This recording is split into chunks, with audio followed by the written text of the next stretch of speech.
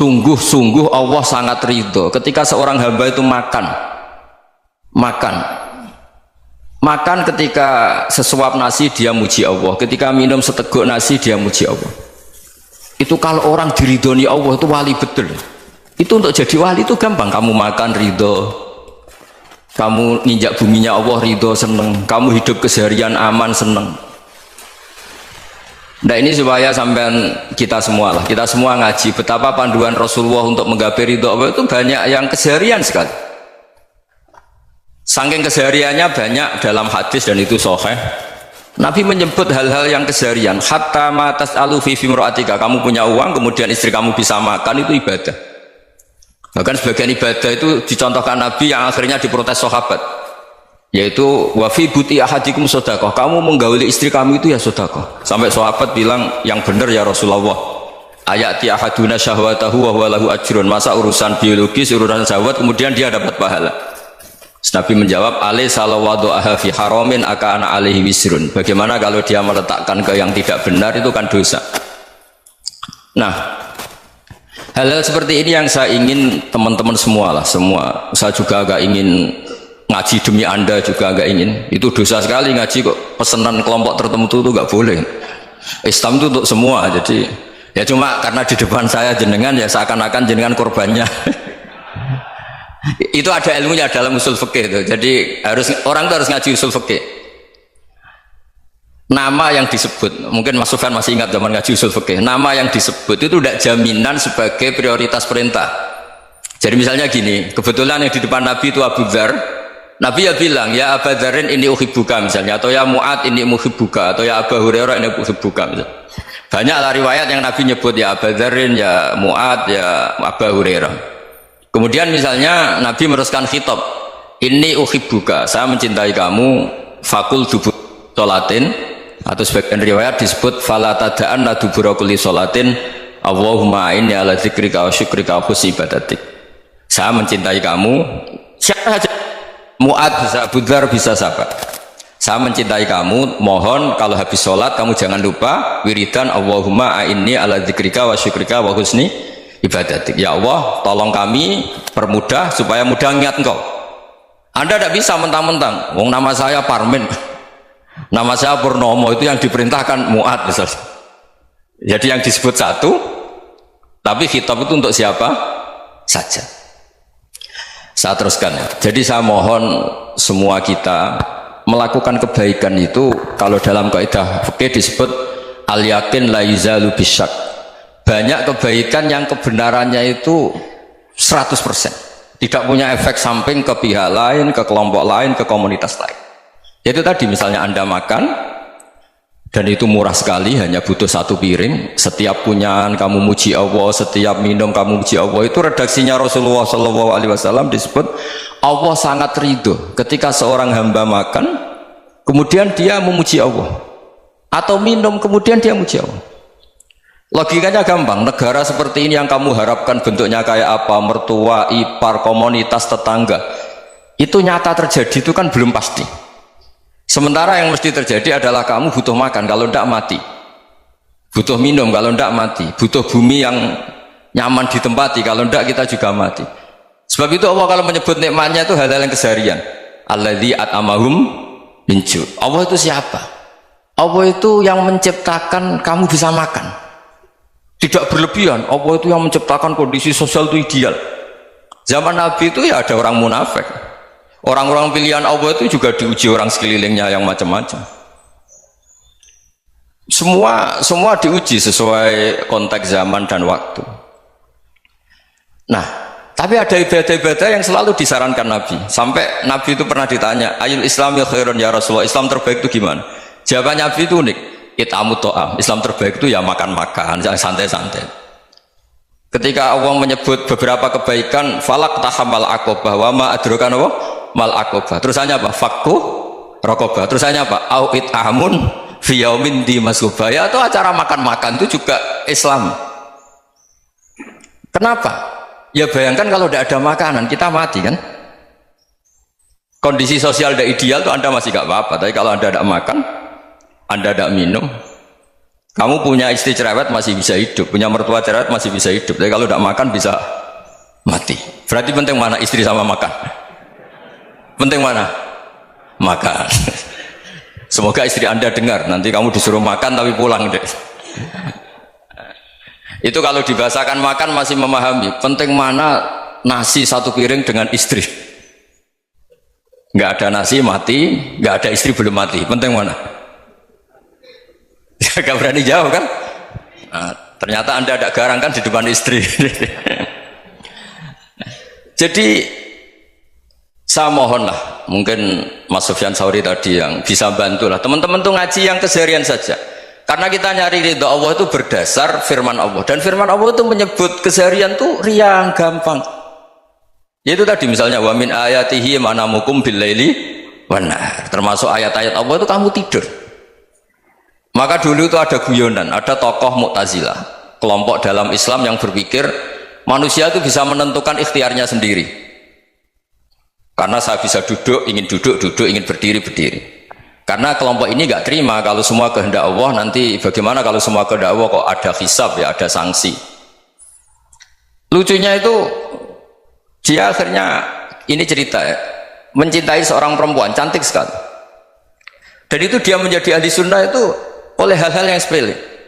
Karena istrinya cantik, ya namanya suami istri hubungan intim. Terus ditanya, Mas masih ingin lagi? Masih. Silahkan diulang lagi. Wah ya tidak bisa.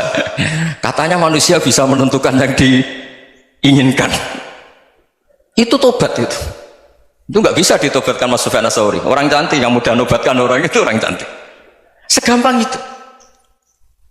Akhirnya kita tahu, makanya kalau dalam kitab Hikam itu disebut al-aqil mayyakul madza yaf'alu wa hubi wal ghafil mayyakul madza af'al. Orang yang punya akal karena sadar ini wilayah Allah, semua milik Tuhan, itu dia tiap hari berpikir besok Allah akan melakukan apa terhadap dunia ini. Kamu merencanakan sesuatu mau plesir ternyata gempa, mau wisata ke Rusia ternyata perang. Kamu tidak pernah tahu apa yang akan terjadi besok. Wa ma tadri nafsum madza taksibu ghadan. Tapi anda semua kita ini sering punya jadwal permanen. Makanya saya kalau diundang siapa saja, sanad takdir. Yang jelas Gus ini acara penting. Ya masih acara penting nak pangeran ngersakno piye? Kowe ape dadi pangeran ya? Kamu kok mau jadi Tuhan? Itu kadang ya kiai. Penting Gus acara ini jenengan harus memastikan bisa. Loh kamu itu yang ngajarin tauhid, sesuatu itu biadillah kok bilang-bilang apa pasti. Kalau maksa terus tak tobatkan kamu kata saya. Ya kalau gitu Gus bilang insya Allah. Wah itu hati saya, fisik saya, roh saya sudah bilang insya Allah. Tidak usah kamu latih kata saya. Nah hal-hal tauhid keseharian itu gampang sebetulnya. Wal ghafil yaqulu madza af'al. Tapi orang yang lupa Allah dia setiap hari bilang besok apa? Kita bisa melakukan apa? Seakan-akan dia itu aktor, dia penting, dia subjek permanen, dia. Padahal kita ini hanya objek kehendak Allah Subhanahu wa taala. Karena kita yakin sesuatu yang terjadi di alam raya ini kita tidak bisa apa-apa. Makanya saya sering ngaji, sering bilang saya, ketika Anda mensifati Allah, dia yang menghidupkan, sudah itu tanamkan sehingga ketika kita mati santai saja. Kenapa santai? Allah punya cara menghidupkan kita. Zaman kita hidup juga gak tahu caranya ngelola jantung, ngelola paru-paru. Kamu juga gak tahu ngelola oksigen yang tidak beracun, tidak mengandung polusi. Tahu-tahu hidup. Gak ingin tua ya tahu-tahu tua, gak ingin mati tahu-tahu mati. Selama ini kita hidup juga gak tahu apa sebetulnya. Hanya gaya tok, punya jadwal, punya planning. Kalau kamu bisa menentukan pilihan Anda, pasti Anda istrinya cantik, 4 neriman semua, kona'ah semua. Nyatanya enggak kan? Sudah 1 jelek, cerewet. Oh itu kan, nyatanya enggak bisa apa-apa Anda kan? Dan kamu bawa mati lagi. Itu kan. Istri Anda juga gitu, punya keinginan punya suami yang ganteng, yang jabat, yang neriman, yang enggak poligami. Ya enggak kesampaian juga. Kalau kita ngitung tingkat kegagalan kita itu gagal terus. Ya kan? Nah, terus ingat Allah, madza yaf'alu wa hubi. Orang yang punya akal selalu berpikir Allah itu menghendaki apa terhadap saya. Loh sama-sama orang gitu. Ngelihat orang yang serius itu kata Anda itu pemikir berat, serius, senang punya tokoh yang merengut tuh, karena kamu anggap serius. Tapi sebagian orang anggap orang yang serius itu wong merengut, wong masam, wong muka kok ditekuk. Jadi sama itu hati ya muqallibal qulub tsabbit qalbi ala dinik, karena kita nggak tahu cara berpikir kita tentang orang lain, tentang sekeliling kita. Misalnya kita orang baik yang jenis ngurmat fakir miskin, ada orang bangun masjid mewah itu janggal. Apa artinya masjid mewah kalau banyak orang kelaparan? Tapi kalau yang jenis pendidikan, apa artinya masjid mewah kalau tidak bisa ngaji?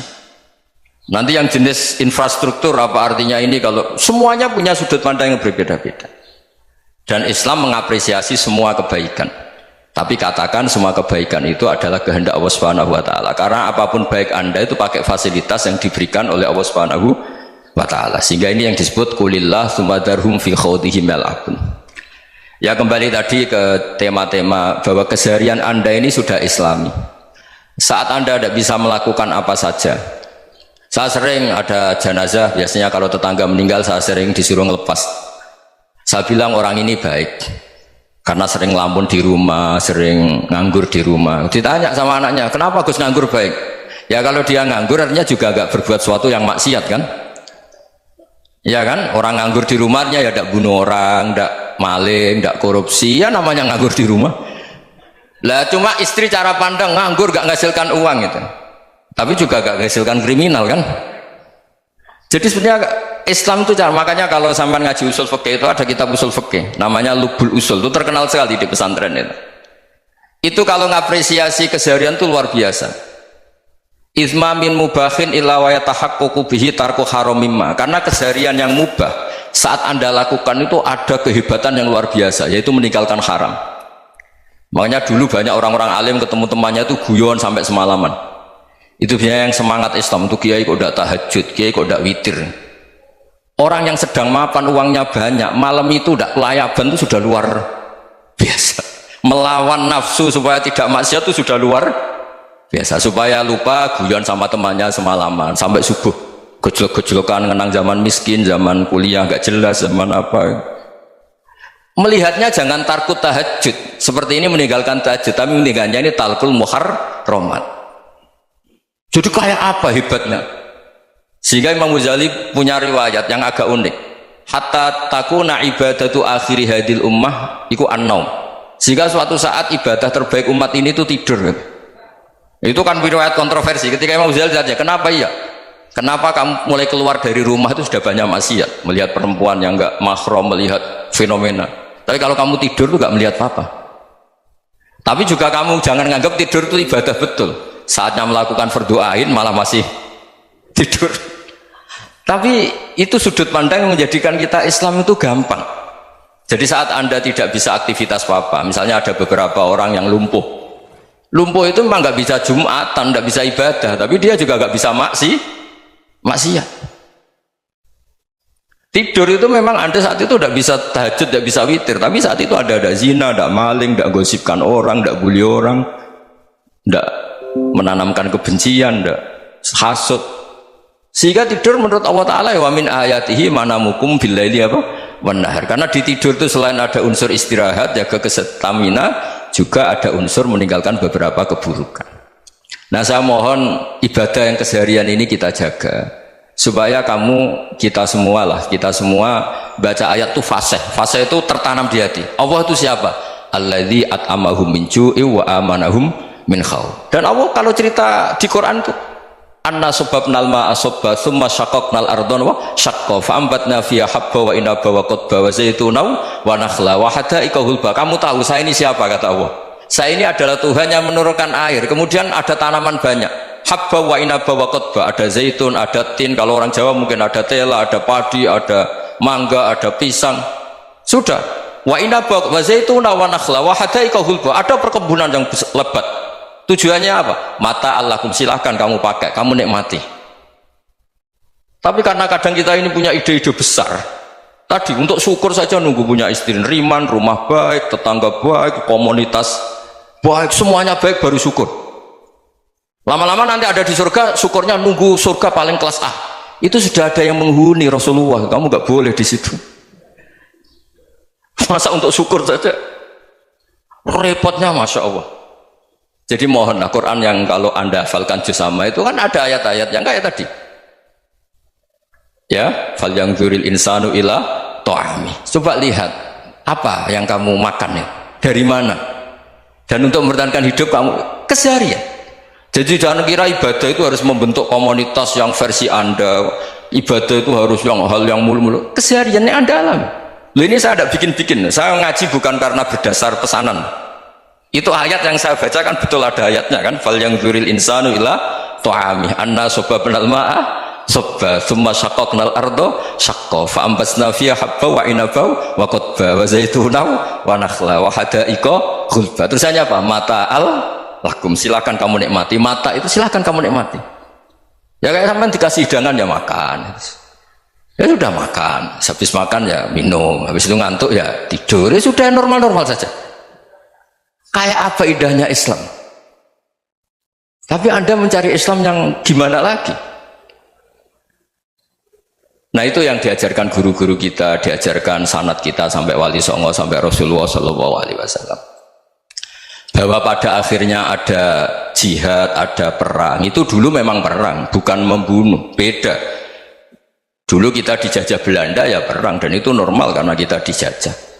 Jadi ketika orang lain ingin baik sama kita, wa in ahadum minal musyrikin astajaroka ya fajirhu hatta yasma'a kalam Allah. Kalau mereka ingin baik ya kita baik. Makanya ada istilah musta'man, mu'ahad. Kalau mereka ingin damai, berdampingan dengan kemajmukan ya itu yang lebih baik. Karena memang Islam menghormati proses perdamaian. Wa in janahu lis-salmi ya fajnah lah. Kalau ingin damai ya kita harus damai.